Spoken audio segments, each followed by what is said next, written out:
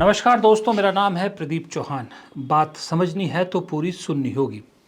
जैसे कि आप जानते हैं, आज दिन है रविवार का।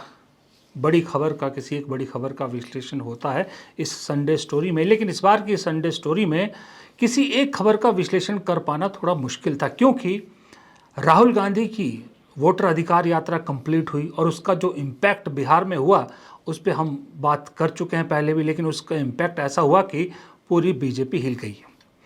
आलम यह है कि जो बीजेपी 11 साल से सेंटर में और नीतीश कुमार जो 2 दशकों से ज़्यादा से बिहार में सत्ता पे काबिज है, उन्हें अगले बिहार के चुनाव के लिए वोट चोर गद्दी छोड़ के मुकाबले कोई मुद्दा ना मिला तो प्रधानमंत्री मोदी की मां को गाली देने के मुद्दे को उठाने की कोशिश कर दी।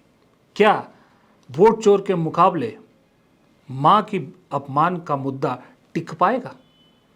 उसके अलावा एक बहुत ज़रूरी ये चीज़ जाननी है कि एक और इम्पॉर्टेंट चीज़ होने वाली है, वो है उपराष्ट्रपति के चुनाव, जिसको लेकर बीजेपी के अंदर काफ़ी इस वक्त अफरा तफरी मची हुई है, क्योंकि उस चुनाव में कहीं भी कोई भी पासा पलट सकता है। ये उन्हें लगता है। उस चुनाव का क्या होगा और उस चुनाव के बाद देश की राजनीति में क्या हलचल मचेगी, ये भी एक बहुत बड़ा सवाल है। फिर एक बहुत बड़ा सवाल ये है कि क्या इस वक्त सही में राहुल गांधी अपनी लोकप्रियता के चरम की तरफ बढ़ रहे हैं और मोदी जी लगातार लोकप्रियता के मामले में नीचे गिरते जा रहे हैं? अगर ऐसा है तो फिर ये सवाल बहुत बड़ा बन जाता है कि जो राहुल गांधी ने दावा किया है कि हाइड्रोजन बम फोड़ेंगे, उस हाइड्रोजन बम का असर क्या होगा, या वो बम सच में इस देश की राजनीति को हिला के रख देगा? इन सब चीज़ों का विश्लेषण होना ज़रूरी है। अलग अलग मुद्दे हैं, जुड़े दो ही शख्सियतें हैं, एक मोदी जी और एक राहुल गांधी। तो इन सब के विश्लेषण करने के लिए जाहिर सी बात है किसी एक एक्सपर्ट का साथ होना ज़रूरी है। तो इस बार फिर हम चलेंगे टीवी पत्रकारिता और ओवरऑल पत्रकारिता के इस देश के जाने माने चेहरे, एनडीटीवी जैसे चैनल के मैनेजिंग एडिटर रह चुके अभिज्ञान प्रकाश के पास। तो दोस्तों, जैसे कि आप देख सकते हैं, अभिज्ञान भाई आपकी तरफ आपके सामने स्क्रीन पर आ गए हैं। तो सीधा बातचीत स्टार्ट करते हैं वक्त ज़ाया किए बगैर। अभिज्ञान भाई, सबसे पहला सवाल, राहुल गांधी की यात्रा खत्म हुई, यात्रा का समापन कैसा रहा ये आपने देखा। फिर राहुल गांधी एक बम फोड़ते हैं कि अब मैं हाइड्रोजन बम फोड़ूंगा, उसका असर दिखता है। फिर प्रधानमंत्री माँ की गाली का एक इमोशनल कार्ड खेलते हैं, उसको लेके बीजेपी एक नया नैरेटिव गढ़ने की कोशिश कर रही। ये जो 3-4 घटनाएँ इस हफ्ते हुई है और इस बीच प्रधानमंत्री का चीन दौरा भी रहा। एक अगर मैं इससे शुरू करूँ कि ये घटनाक्रम में जितनी सारी घटनाएँ, उसको कैसे देख रहे हैं आप? देखिए, पहले मैं बात करूंगा राहुल गांधी की यात्रा की, क्योंकि बहुत लोगों से मैंने बात की और वाकई लोगों ने मुझे बताया, जिसमें कि पुराने साथी, पुराने जर्नलिस्ट इंक्लूडेड है, कि जबरदस्त रिस्पांस रहा राहुल गांधी की यात्रा का। और बल्कि एक मेरे पुराने साथी है, मेरे आउटपुट एडिटर थे बहुत सालों तक, और बहुत अध्ययन करते हैं बिहार से, और बिहार के ही है वो। उन्होंने तो मुझे यहाँ तक अलग करके बताया कि अर्बन बिहार, तो चूंकि जिस रास्ते से वो यात्रा लेकर गए थे राहुल गांधी, वो उनकी पकड़ के इलाके नहीं थे एग्जैक्टली, कांग्रेस की अगर आप बात करें तो वहां पर तो उन्होंने वाकई राजनीतिक धमाल मचा दिया। और जिस रूट को राहुल गांधी ने फॉलो किया, इसमें कोई दो राय नहीं है। तो इसलिए अगर बीजेपी की चिंताएं की लकीरें सामने नजर आती हैं या बीजेपी कोई बंद बुलाती है, तो ये सब बड़ा स्वाभाविक रिएक्शन है, क्योंकि वो इम्पैक्ट तेजस्वी और मेनली राहुल गांधी की यात्रा ने पैदा किया। दूसरा सवाल जो बचता है, जो कि अब आगे जाके इसका उत्तर जल्दी ही मिल जाएगा, क्योंकि चुनावी प्रक्रिया तो और चुनाव सब चालू हो चुका है बिहार में, वो है रूरल बिहार का।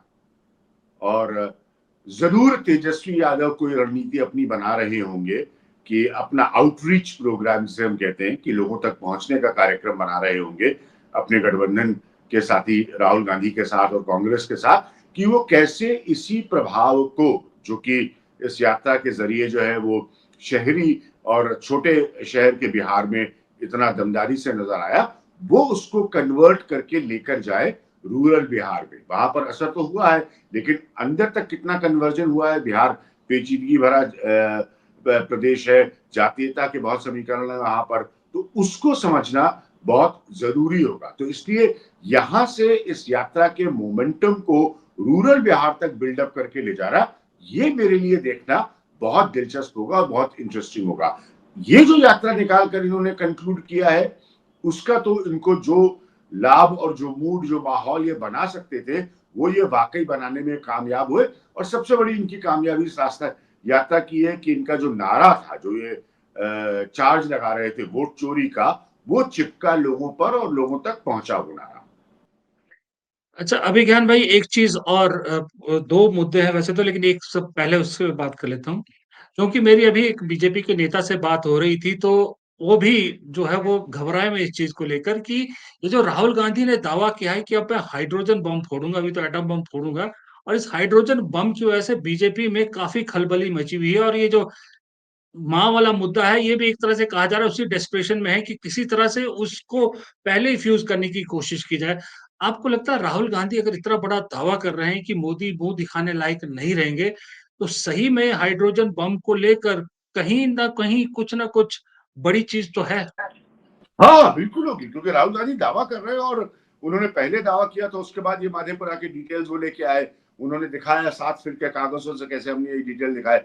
सबको पता है कि वो अगला निशाना साध रहे हैं बनारस के ऊपर, क्योंकि हम मैं तथ्यों की हमेशा बात करता हूँ। बनारस में काउंटिंग के दिन क्या हुआ, ये आपके सामने भी रिपीट करने की जरूरत नहीं है, 50 बार आप भी बता चुके हैं। तो अब सब लोग का इशारा तो यही है कि ये हाइड्रोजन बॉम्ब जो है ये बनारस पर होगा। बनारस पर नरेंद्र मोदी के जीतने का प्रतिशत, जीतने का आंकड़ा वो पिछली बार से कितना कम हुआ है ये भी लोग जानते हैं। तो इसीलिए चूंकि उन्होंने प्री कमिट कर दिया है राहुल गांधी ने, तो मेरे हिसाब से तो वो हाइड्रोजन बम लाएंगे ही लाएंगे। और दूसरी एक बड़ी बात यह है कि मुख्य चुनाव आयुक्त ने एक बात कही थी, और ये मैं फिर रिपीट कर रहा हूं, मेरी भी बहुत लोगों से पिछले कुछ दिनों से बहुत ज्यादा मुलाकातें और बातचीत हो रही है। वो एक बड़ी बात थी और देखिए उसका कोई रिएक्शन नहीं हुआ। और क्या कर पाया चुनाव आयोग, उन्होंने कहा था कि 7 दिन में हलफनामा दे और 7 दिन में माफी मांगे। तो 7 दिन तो कब के गए, ना हलफनामा हो ना माफी होने की स्थिति आई। तो इसका मतलब Rahul Gandhi is surely prepared, या वो अपनी तैयारी कर रहे हैं, अपना रिसर्च कर रहे हैं। बल्कि राहुल गांधी तो मैं साफ साफ कहूंगा प्रदीप जी कि मतलब मोदी मीडिया की स्थिति को देखते हुए वो तो पत्रकारों को जो काम करना चाहिए वो राहुल गांधी कर रहे हैं। तो वो तैयारी कर रहे हैं अपनी। और अगर उन्होंने तैयारी करके प्री कमिट कर दिया है, बार बार सार्वजनिक मंचों से हजारों लाखों की सभा में खड़े होकर ये बोल रहे हैं, तो वो तो फिर तैयारी में है ना। वो तो तैयारी करके उतरेंगे ही उतरेंगे, और उनके लिए जो मसाला लेकर वो उतरेंगे या जो तथ्य लेकर वो उतरेंगे, तो वो उनके लिए हाइड्रोजन बॉम्ब है, वो उसको उसी तरह से चीट कर रहे हैं। तो आप कोई भी हल्की चीज राहुल गांधी से इस वक्त एक्सपेक्ट नहीं कर सकते। राहुल गांधी को बहुत अच्छी तरह से पता है, भली बात वो जानते हैं कि इस वक्त स्टेक पर क्या है, क्योंकि उन्होंने जिस मुद्दे को उठाया है उसने देश में उनको रिस्पॉन्स दिलवाया है। तो वो एक जी, संजीदा जी, नेता है, वो ऐसा नहीं कर सकते कि किसी हल्के मुद्दे को हम ले आए। जी। अभिज्ञान भाई 2 चीज़ें और कही जा रही है। एक तो कहा जा रहा है कि जब से राहुल गांधी ने हाइड्रोजन बम की बात की कि अगर ये हाइड्रोजन बम में दम निकलता है जो राहुल गांधी क्लेम कर रहे हैं, तो मोदी की राजनीति को बहुत बड़ा झटका लगेगा, और अगर कहीं फुस निकलता है तो राहुल गांधी अपना राजनीतिक करियर खुद बर्बाद कर सकते हैं। एक तो इस पे आपकी राय जानना चाहूंगा कि आप क्या ऐसा मानते हैं, और दूसरा ये कि अगर जो एक चीज और कही जा रही है कि इस वक्त राहुल गांधी की पॉपुलैरिटी ऑल टाइम हाई पर है और मोदी और उनकी सरकार की पॉपुलैरिटी ऑल टाइम लो पे इस वक्त दिख रही है, क्या इन दोनों मुद्दों पर आपकी राय क्या है? देखिए, पहली चीज तो मैं ये सब थ्योरी नहीं मानता कि कोई राजनीति में कुछ करेगा और कोई प्रयोग करने से या कोई बात करने से या कोई बयान देने से कोई फुस हो जाएगा, ऐसा कुछ नहीं होता। तो फिर अगर यही बात है और यही आकलन है और सिर्फ हम नरेंद्र मोदी के बयानों का आकलन करें, तो उनको कब का फुस हो जाना चाहिए था। ठीक है, क्योंकि उन्होंने देश से कितने वादे किए हैं, ये मैं उन्हीं के वादों को दोहरा सकता हूं ना, मैं अपनी तरफ से नहीं बोल रहा हूं। तो ये आकलन मेरे लिए बहुत इंपॉर्टेंट नहीं है। राहुल गांधी अपनी बात रखे, जैसे मैंने कहा, संजीदा है, गंभीर है, उनको पता है क्या रिस्पॉन्स रहा है। तो मेरे हिसाब से तो वो तैयारी करके अपनी बात रखेंगे। और अगर 1% भी उनकी बात अगर मान लीजिए चूक जाती है, अचूक साबित नहीं होती, तो ऐसा मैं नहीं कहीं मानता कि उनका करियर ही खत्म हो जाएगा और राजनीति में वो खत्म हो जाएंगे। ऐसा कुछ नहीं होता। हमने आपने बहुत राजनीति देखी है और नेता बहुत सारे वादे करते हैं और कभी कभी वो बिल्कुल अर्जुन के तीर की तरह आग का निशाना साध देते हैं, कभी कभी वो मिस भी हो जाते हैं। नरेंद्र मोदी के ही बहुत सारे वादे उसका उदाहरण है। तो ये कोई पैमाना नहीं है, ये उस पर डिपेंड करेगा कि जनता कैसे रिएक्ट करती है। दूसरा जो आपका प्रश्न है, मैं ध्यान से सुनी, अगर आप दोहरा दें दूसरा पॉइंट आपका। मेरा सवाल ये था कि जो कहा जा रहा है कि पॉपुलैरिटी इस वक्त ऑल टाइम हाई पे है राहुल गांधी की, और मोदी और उनकी सरकार की साख दिन पर दिन गिरती जा रही है, ऑल टाइम लो पे है। क्या आपको भी ऐसा महसूस हो रहा है?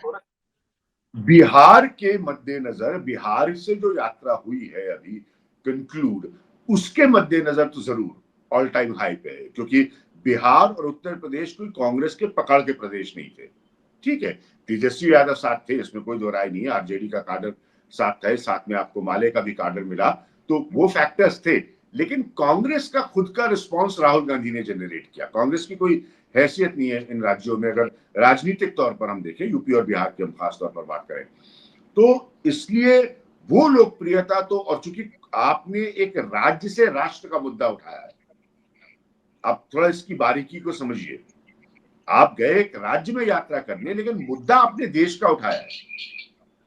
आपने कर्नाटका की एक विधानसभा सीट का उदाहरण देकर आपने मुद्दा देश का उठाया है। तो स्थानीय मुद्दा नहीं उठाया आपने बिहार का ना, आपने तो उठाया वोट चोरी का मुद्दा पूरे देश में। तो इसीलिए अगर आपको उसका रिस्पांस मिलेगा तो स्वाभाविक है कि आपकी लोकप्रियता ऊपर जाएगी। अब रही बीजेपी और मोदी जी के सरकार की लोकप्रियता, उमा भारती के साथ में एक कार्यक्रम में था, तो मैंने उनसे पूछा था कि आपको कैसा लगता है, आप इतने साल बीजेपी में रही, एमजेपी में रहकर आपको कैसा लग रहा है? तो मतलब मैंने कहा, बीजेपी के आप नेता हैं, तो मोदी जनता पार्टी में रह के आपको कैसा लग रहा है? तो उन्होंने लंबा ज्ञान दिया, और गंगा अलग अलग जगहों से बहती है और उसके नाम बदल जाते हैं और गंगा का प्रवाह क्या है, ये सब उमा जी ने मुझे बताया। तो मैं तो अभी भी कह रहा हूं, मैं तो अभी सबसे सवाल पूछने को तैयार हूं कि भाई बीजेपी वालों, एमजेपी भी कैसा लग रहा है? तो है तो ये आपने एमजेपी ना। जी आपने उमा जी का नाम लिया, मेरे को एक सवाल और याद आ गया कि अभी हाल ही में आपने मोहन भागवत के स्टेटमेंट देखे होंगे, जहां उन्होंने 75 साल वाला भी अपना क्लियर कर लिया कि मैंने किसी से रिटायरमेंट को नहीं मांगा था, बीजेपी में कोई दखल अंदाजी नहीं है, ये जो भी उन्होंने कहा। मोहन भागवत के इस बयान को, या जो भी उन्होंने बातें कही, उनको आप किस तरह से देखते नहीं नहीं, कुछ नहीं मोहन, मैंने आपसे पहले भी चर्चा की थी। आखिरी चर्चा जो हमारी आपकी हुई थी, तब भी मैंने कहा था ये सब प्रेशर टैक्टिक्स थी एनजीओ की, एनजीओ अर्थात आरएसएस की। तो ये एनजीओ की प्रेशर टैक्टिक्स थी, उनको दबाव डालना था, कभी नितिन गडकरी का नाम, कभी संजय जोशी का नाम, कभी फलाना, कभी 3 महीना उन्होंने इन लोगों को बताया, दोनों व्यक्तियों को, शीर्ष नेता गुजरात लॉबी के, कि हम हैं, ठीक है, हम गए नहीं है, गलत फहमी में आप लोग ना रहे। उसके बाद उनका काम हो गया, 15 अगस्त को मोदी जी ने उनको एनजीओ करार दे दिया, 100 साल के और विश्व का सबसे बड़ा एनजीओ बता दिया। तो भागवत साहब तो विनर है इस वक्त, उन्होंने जो चाहा, जैसे चाहा करा लिया। जितनी अटकलें और चर्चाएं थी कि और बीजेपी का झगड़ा और आरएसएस नाराज और ऐसा और वैसा, और आरएसएस को दबा लिया मोदी जी ने, और ये सब का तो स्कोर उन्होंने भी फिलहाल सेटल कर दिया है। तो मोदी जी ने आकर, मतलब वैसे अगर आप कायदे से सोचिए, मोदी का अधिकार है, उन्होंने कोई गलत नहीं किया है। तो मैं ये कह रहा था कि वैसे मतलब 15 अगस्त के भाषण में आप अपनी सरकार की उपलब्धियां बताते हैं, सरकार क्या कर रही है आगे बताते हैं, क्या करना चाहती है, कोई बड़ी घोषणाएं करते हैं। लेकिन मोदी जी ने संघ का जिक्र किया और एनजीओ बताकर, तो हैं? मैं जी उसको जी गलत भाई, नहीं कह रहा हूं, लेकिन मैं ये जी कह रहा हूं कि भाई, उन्होंने वो इम्पोर्टेंस उनको अटैच कर दी। तो अगर आप प्योर पॉलिटिक्स के तौर पर देखें, क्योंकि संघ प्योर पॉलिटिक्स करती है, मैं पहले भी कह चुका हूं, तो ये राउंड तो संघ ने अपने हक में कर लिया ना। तो मैं ये जानना चाह रहा था कि अब उसके एवज में जो प्रधानमंत्री की माँ वाला मुद्दा, जो एक संवेदन मुद्दा या इमोशनल कार्ड जो प्रधानमंत्री ने खेला है, जिसको लेके मुझे लग रहा है बीजेपी ये वोट चोर को कार्ड ढूंढ रही है, ये कहीं आपको जमीन पकड़ता नजर आ रहा है? जी देखिए, ये तो बल्कि मैं, अच्छा हुआ आपने सवाल पूछा, क्योंकि मैं इस पर बात करना चाहता था, बोलना चाहता था। अब सच्चाई तो ये है, पहले हम लोग फैक्ट्स पर बात करते हैं। सच्चाई तो ये है कि किसी के पास उस व्यक्ति की पहचान नहीं है कि जिसने गाली दी, ठीक है, किसी के पास नहीं है। और मुझे नहीं पता कि अगर वो पूरी तरह से निकल कर बाहर आ चुकी है, लेकिन किसी भी व्यक्ति हो, प्रधानमंत्री हो, किसी की माँ को गाली देना बिल्कुल गलत है, निरर्थक है, इसमें तो कोई दो राय नहीं है। लेकिन मैं इस बात से कतई भी आश्चर्यचकित नहीं हूं कि इसका इमोशनल कार्ड बनाकर इसको रखा है प्रधानमंत्री और बीजेपी के लोगों ने सामने, क्योंकि जो पास्ट का ट्रैक रिकॉर्ड है, अभी हम राजनीति की बात कर रहे हैं, किसी की मदर के लिए कोई भी इस तरह का अपशब्द इस्तेमाल करना, लोगों ने बहुत सारे प्रधानमंत्री और बीजेपी के उदाहरण ही लाकर दे दिए सोशल मीडिया पर, ये भी हकीकत है, तो वो भी काउंटर हुआ है नैरेटिव उसी तरह से, तो वो तो गलत है, उस पर तो कोई डिबेट हम कर ही नहीं रहे। लेकिन चूंकि भावनात्मक मुद्दों को मुद्दा बनाकर उस पर राजनीति हमेशा से हुई है अतीत में, और बीजेपी ने की है, नरेंद्र मोदी ने की है, और बाकी लोगों ने भी की है, तो इसीलिए ये मुद्दा एक मुद्दे में तब्दील होगा, ये मेरे लिए आश्चर्यजनक नहीं है। अब ये लोगों तक कहां तक पहुंच पाता है, कितना सस्टेन हो पाता है, बीजेपी इसको कितना एनकैश कर पाती है, ये सब मैं आकलन करके अभी आपको नहीं बता सकता। लेकिन ये मुद्दा होना था, वो मेरे लिए कोई आश्चर्य की बात नहीं।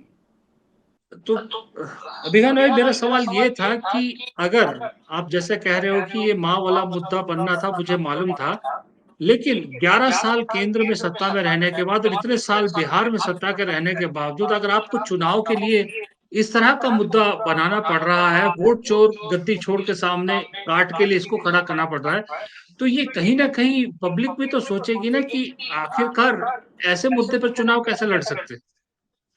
बिल्कुल सही सवाल है आपका, और ये पब्लिक सोच भी रही है ना। आप देखिए कि बिहार बंद का वो रिस्पॉन्स उनको नहीं मिला जिसके लिए उन्होंने बिहार बंद का कॉल किया था। तो ये डिपेंडेंसी तो इमोशनल इश्यूज की रही है पहले भी और अभी भी है। तो चूंकि सामने तो एक बहुत गंभीर मुद्दा उठाया गया है, वो देश के लोकतंत्र से जुड़ा है, वोट चोरी का मुद्दा है, तो उस मुद्दे का रिस्पॉन्स अलग है और ये मुद्दे का रिस्पॉन्स अलग है, क्योंकि ये भावनाओं से जुड़ा मुद्दा है। किसी भी की माँ के बारे में आप इस तरह के अपशब्द इस्तेमाल नहीं कर सकते। तो ये काउंटर रिएक्शन है। अब जनता का जजमेंट, जनता की समझ, जनता की सोच, जनता की पकड़ इसी पर निर्भर करेगी कि वो दोनों मुद्दों पर किस तरह का अपना रिस्पॉन्स रखती है। एक मुद्दा सीधे देश के लोकतंत्र से जुड़ा है और एक मुद्दा भावनाओं से जुड़ा है, प्रधानमंत्री की माँ के बारे में कुछ अपशब्द कहने से जुड़ा है। तो सब कुछ ये जनता के रिएक्शन पर निर्भर करेगा और जनता अपनी समझ रखेगी इसके ऊपर, ये मैं आपको निश्चित तौर पर बता सकता हूँ। जी। अभिज्ञान भाई, आपने इतने चुनाव कवर किए हैं, इतने विधानसभा, लोकसभा सारे, अपने एक्सपीरियंस के हिसाब से अगर मैं आपसे पूछूं आपके एक्सपीरियंस पर कि ये दोनों मुद्दे, एक तरफ है वोट चोरी का मुद्दा, एक तरफ है माँ की अस्मिता का मुद्दा, दोनों में से कौन सा मुद्दा आपको ऐसा लग रहा है कि जो 2 महीने बाद चुनाव होने वहां तक पहुंचेगा, वहां काम करेगा, और कौन सा मुद्दा ऐसा लग रहा है कि जो आपको लगता है रास्ते में ही दम तोड़ जाएगा? देखिए, वोट चोरी का मुद्दा लंबा चलेगा और इसकी मैं वजह बताता हूं आपको, इसका कारण बताता हूं। एक तो ये कांग्रेस और आरजेडी यानी कि राहुल गांधी और तेजस्वी की भी जिम्मेदारी होगी कि जनता के बीच वो पहुंचे हैं, जनता से उनको रिस्पांस मिला है, तो वो भी अपने राजनीतिक रास्तों से इस मुद्दे को जीवित रखे। दूसरा, एक बड़ी बात कभी मत भूलिएगा कि ये पूरा मसला ये अदालत में भी है, समझे आप? तो ये यानी कि उसमें सुनवाई होनी है, उसमें जरह होती रहेगी, उसमें खबरें अपडेट होती रहेंगी। तो ये मुद्दा अभी है, मतलब ये मुद्दा पूरी तरह से देश की सर्वोच्च अदालत में है, ये सुप्रीम कोर्ट ऑफ इंडिया में है ये। तो इसीलिए इस मुद्दे के जीवित रहने के आसार कहीं ज्यादा है। हाँ, बीजेपी अपनी तरफ से प्रधानमंत्री का मुद्दा भी जीवित रखने की कोशिश करेगी, लेकिन चूंकि वो भावनाओं से जुड़ा है, एक समय लोगों की भावनाएं रहेंगी उससे जुड़ी हुई, लोग आहत महसूस करेंगे और रिएक्ट करेंगे कि आप प्रधानमंत्री की माँ के बारे में इस तरह से कैसे भाषा का इस्तेमाल कर सकते हैं। लेकिन वो धीरे धीरे बाकी मुद्दों से उसकी संभावना है कि वो कवर हो जाएगा। लेकिन वोट चोरी जी। एक मूल मुद्दा है जिसकी अदालती कार्रवाई भी चल रही है और साथ में राजनीतिक कार्रवाई भी चल रही है।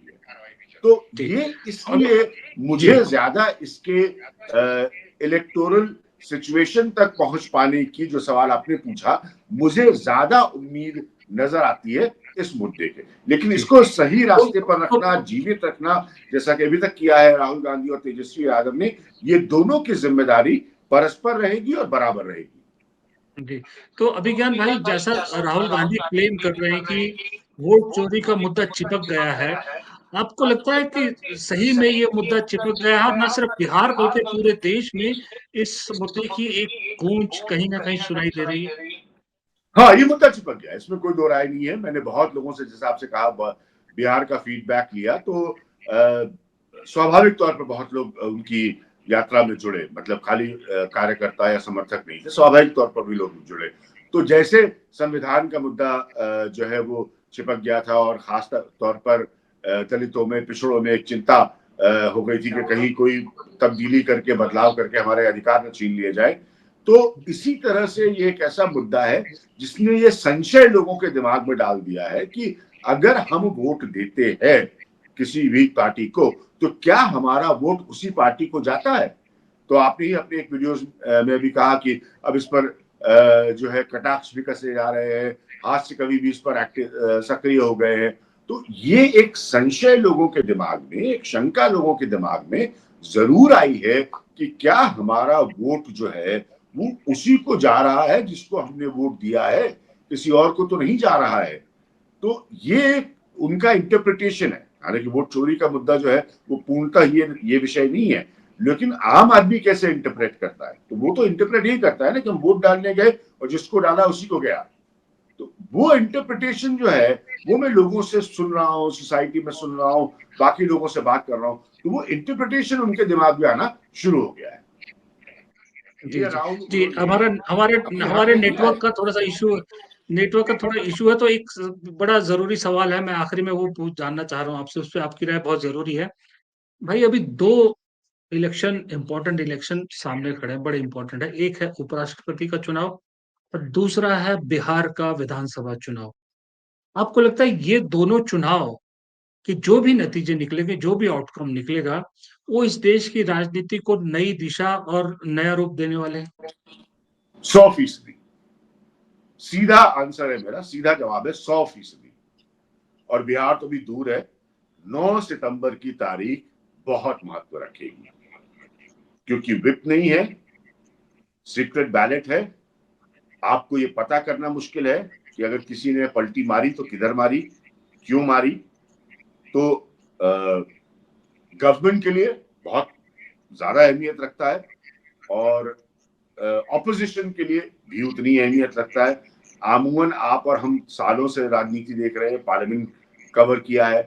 राष्ट्रपति या उस उपराष्ट्रपति का चुनाव कोई ऐसा विषय होता नहीं जिसमें बड़ी टकराव की स्थिति पैदा होती है। नीरम संजीवा रेड्डी का एक उदाहरण है हिंदुस्तान की राजनीति के इतिहास में, वो अलग परिस्थितियां थी। नॉर्मली कोई बन जाता है, एक सामान्य सा कंसेंसस पैदा हो जाता है, आपस में बातचीत हो जाती है और एक नाम उभर कर आ जाता है। ये राष्ट्रपति पद के लिए भी होता है, उपराष्ट्रपति पद के लिए, लेकिन इस बार तो कॉन्टेस्ट है। अब कितना बड़ा फर्क है आप सोचिए। जब धनखड़ आए थे, आपको वो चुनाव याद है क्या? कोई चुनाव था या ऐसा जी, कुछ जी, हुआ जी। था कि आपको बहुत याद हो या मुझे बहुत याद हो? नहीं याद है ना। नॉर्मली आपस में बातचीत हो जाती है। विज्ञान प्रकाश ने प्रदीप चौहान जी को फोन किया कि तो फला हमारे उम्मीदवार है। एक स्थिति में तो प्रतिभा पाटिल के, मैं जानता हूं, कांग्रेस के एक बहुत वरिष्ठ नेता ने बाला साहब ठाकरे से बात की थी, और उसका उन्होंने बयान दिया था कि मराठी अस्मिता और उसके लिए हम प्रतिभा पाटिल का समर्थन करते हैं। तो अब ये स्थितियां नहीं है, अब तो हो रहा है चुनाव। अब बड़ा फर्क समझ गए। तो बिहार तो दूर की स्थिति है, उसमें मैं अभी कोई कमेंट नहीं करूंगा। मेन कहानी जो है कि ये सरकार की आंकड़ों के आधार पर, अरिथमेटिक आंकड़ों के आधार पर क्या हैसियत है और कितनी मजबूती है। फिलहाल मेजोरिटी के साथ वो सरकार में है, ये 9 तारीख को देश के सामने आ जाएगा। जी, और जी। मार्जिन ऑफ विक्ट्री, मैं ये भी क्लैरिफाई कर दूं अपने पॉइंट को। मार्जिन ऑफ विक्ट्री, जैसे क्रिकेट का मैच होता है ना कि आपने लास्ट ओवर में आखिरी बॉल पे मैच जीता, और एक होता है कि आपने सारा टेस्ट मैच जीत लिया एक इनिंग्स और 100 रनों से। दो तरह के गेम्स होते हैं ना। तो जी। मार्जिन ऑफ विक्ट्री भी बहुत ऑब्जर्वेशनल होगा पॉलिटिकल पंडित्स के लिए, जानकारों के लिए, आप जैसे जानकार लोगों के लिए।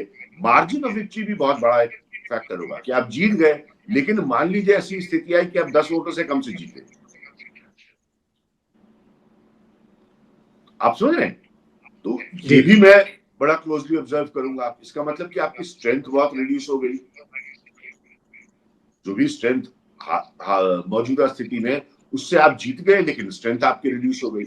अब जैसे बनारस पर आप कह रहे हैं हाइड्रोजन बम, सॉरी लोग कह रहे हैं हाइड्रोजन बम आने की उम्मीद है, वो क्यों बनाया जा रहा है बनारस को चर्चा का विषय? क्योंकि मोदी जी ये बनारस का चुनाव एक बड़े मार्जिन से, कमतर मार्जिन से जीते हैं ना, इसीलिए 9 तारीख का चुनाव जो है ये बहुत अहमियत रखता है। ये दिखाएगा कि संख्या गणित पर संसद के भीतर आपकी ताकत इस वक्त आज की राजनीति में क्या है, और वही फिर जैसे आपने सही प्रश्न पूछा, वही फिर आगे की राजनीतिक दिशा को तय कर देगा। जी जैसे अभिज्ञान भाई, जहां पर आपने ये सिरा छोड़ा है, उम्मीद करता हूं मैं अपने दर्शकों से भी थोड़ा सा, ये वादा तो नहीं करता पर उम्मीद करता है कि अगले संडे को जब हम मिलेंगे तो इसी सिरे से आगे बात शुरू करेंगे, क्योंकि तब तक उपराष्ट्रपति का चुनाव निपट चुका होगा और अब उससे क्या निकलता है क्या नहीं निकलता, इस पे अभिज्ञान प्रकाश भाई की जो तफसील से विश्लेषण है वो जानने में बड़ा इंटरेस्ट रहेगा, क्योंकि इन्होंने अभी लास्ट में इतने बढ़िया तरीके से इसको सम अप किया है कि अब तो बनता है कि उसके बाद एक मुलाकात इनसे जरूर हो, और उम्मीद करता हूँ कि हमें मौका देंगे अगली बार फिर से। फिलहाल अभिज्ञान भाई, आज आप आए, आपने वक्त निकाला, आपका बहुत बहुत शुक्रिया। पिछली बार की तरह फिर एक बार और मजा आया। हाँ, मैं सोच रहा था हाथ जोड़कर अगली आपको बार थैंक यू करूं, फिर मुझे डर लग गया कि कहीं मुझे वोट न मिल जाए किसी का। ठीक है भाई, चलिए मैं आपसे thank you so much, thank you. आपको मिल जाएगा vote, thank you so much. और हमेशा की तरह वादा है कि आपकी वीडियोस कंसंट्रेशन के साथ सुनता रहूंगा, रोज सुनता हूं जब भी आप। और ये अभी एक वादा और भी है कि पोस्ट वाइस प्रेसिडेंट इलेक्शन मिलेंगे। जरूर जरूर मुलाकात। जी, thank you. Thank you, thank you.